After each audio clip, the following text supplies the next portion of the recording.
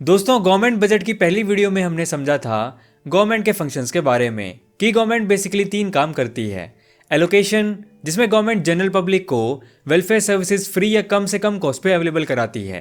Distribution, जिसमें government का काम होता है देश में अमीर और गरीब के बीच डिफरेंस को कम करना, उनके बीच में वेल्थ को इक्वली डिस्ट्रीब्यूट करना। और स्टेबलाइजेशन, जिसमें गवर्नमेंट का काम होता है सप्लाई एंड डिमांड को कंट्रोल करके इकोनॉमी को स्टेबलाइज रखना।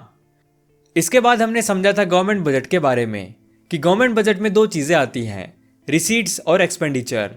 पिछली वीडियो में हमने बात की थी रिसीट्स के बारे में कि गवर्नमेंट के पास पैसा कहाँ से आता है, और इस वीडियो में हम बात करेंगे गवर्नमेंट बजट के एक्सपेंडिचर पार्ट की, यानी गवर्नमेंट कहाँ कहाँ पे पैसा खर्च करती है। गवर्नमेंट एक्सपेंडिचर को 2 तरीके से क्लासिफाई किया जा सकता है।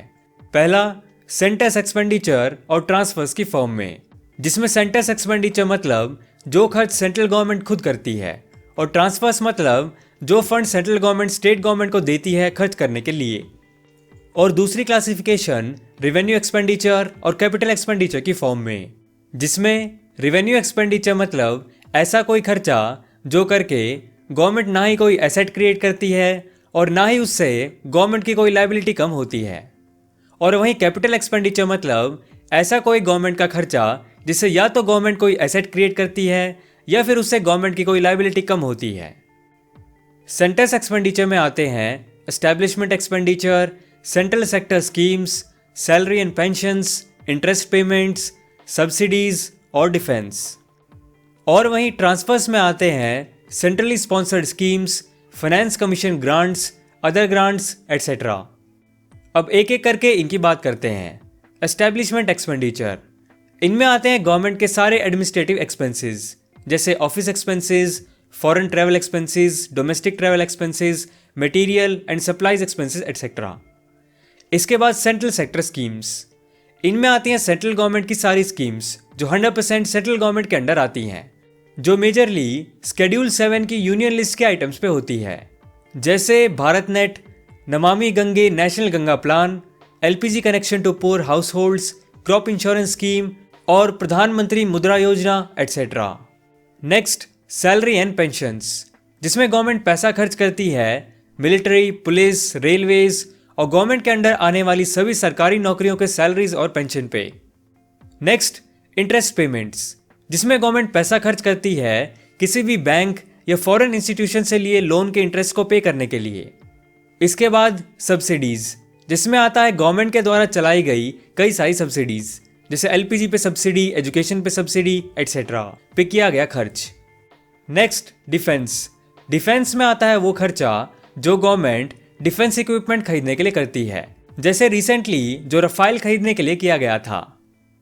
इसके बाद बात करें ट्रांसफर्स की, तो उसमें सेंट्रली स्पॉन्सर्ड स्कीम्स, वो स्कीम्स जो स्टेट गवर्नमेंट इंप्लीमेंट करती है पर उन्हें स्पॉन्सर सेंट्रल गवर्नमेंट करती है, यानी स्कीम में खर्च हुआ पैसा सेंटर और स्टेट गवर्नमेंट में शेयर्ड होता है, जैसे 50-50, 70-30, 75-25, 90-10 एटसेट्रा, जिसमें लार्जर पोर्शन हमेशा सेंट्रल गवर्नमेंट को चुकाना पड़ता है।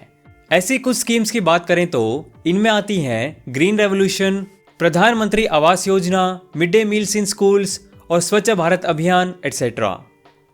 नेक्स्ट, फाइनेंस कमीशन ग्रांट्स, जो पैसा सेंट्रल गवर्नमेंट स्टेट गवर्नमेंट को देती है अपने खर्चों को मैनेज करने के लिए, ये टैक्स कलेक्शन का शेयर परसेंटेज होता है जो हर स्टेट के लिए अलग अलग होता है, जो फाइनेंस कमीशन हर 5 साल में रिकमेंड करती है।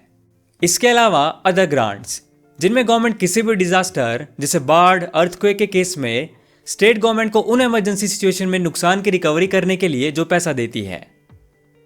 अब बात करते हैं इन खर्चों में से कौन कौन से खर्चे रेवेन्यू एक्सपेंडिचर में आते हैं और कौन कौन से कैपिटल एक्सपेंडिचर में। जैसे एस्टैब्लिशमेंट एक्सपेंडिचर दोनों ही टाइप के हो सकते हैं, लेकिन मेनली ये रेवेन्यू एक्सपेंडिचर में आते हैं, बिकॉज इन एक्सपेंसेस से रेयरली ही गवर्नमेंट कोई एसेट क्रिएट करती है या उसकी लायबिलिटी कम होती है।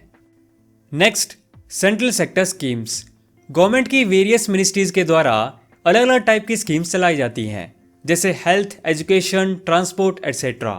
तो जब ये पैसा किसी एसेट को क्रिएट करने के लिए होता है, जैसे हेल्थ सेक्टर में हॉस्पिटल्स बनाने के लिए, एजुकेशन सेक्टर में स्कूल से कॉलेजेस बनाने के लिए, और ट्रांसपोर्ट में रोड्स वगैरह बनाने के लिए या पब्लिक ट्रांसपोर्ट परचेज करने के लिए, तो वो खर्चा आता है कैपिटल एक्सपेंडिचर में। और जो पैसा सरकार इन्हीं हॉस्पिटल्स, स्कूल्स, रोड्स और पब्लिक ट्रांसपोर्ट को मेंटेन करने के लिए करती है वो आता है रेवेन्यू एक्सपेंडिचर में, बिकॉज उससे कोई एसेट क्रिएट नहीं होता। नेक्स्ट, सैलरी एंड पेंशंस, ये भी रेवेन्यू एक्सपेंडिचर में ही आती हैं। फिर इंटरेस्ट पेमेंट से गवर्नमेंट की लाइबिलिटी कम होती है, इसीलिए ये कैपिटल एक्सपेंडिचर में आती हैं। नेक्स्ट, सब्सिडीज पे गवर्नमेंट को बहुत पैसा खर्च करना पड़ता है जिससे कोई एसेट क्रिएट नहीं होता, इसीलिए गवर्नमेंट की कोशिश रहती है सब्सिडीज पे अपने खर्च को कम करने की, क्योंकि ये रेवेन्यू एक्सपेंडिचर में आती हैं।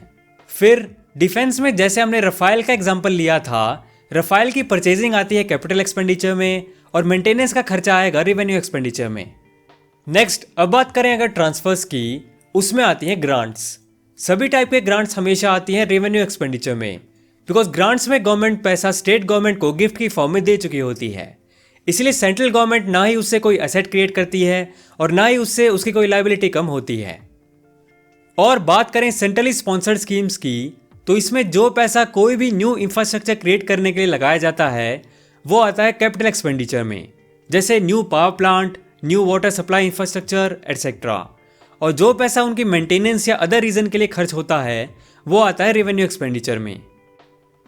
ये तो हो गई गवर्नमेंट के एक्सपेंडिचर्स की बात, लेकिन आपने कभी सोचा है कि क्या होगा अगर गवर्नमेंट के एक्सपेंडिचर्स उसकी इनकम यानी रेवेन्यू से ज़्यादा हो जाएं? इस केस में क्रिएट हो जाता है फिस्कल डेफिसिट। फिस्कल डेफिसिट के बारे में हम नेक्स्ट वीडियो में बात करेंगे। सो दोस्तों, वीडियो पसंद आया तो लाइक एंड शेयर करो यार, एंड नहीं हो तो इस चैनल को सब्सक्राइब कर लो, क्योंकि मैं ऐसी वीडियोस आपके लिए लाता रहूँगा। And thanks for watching.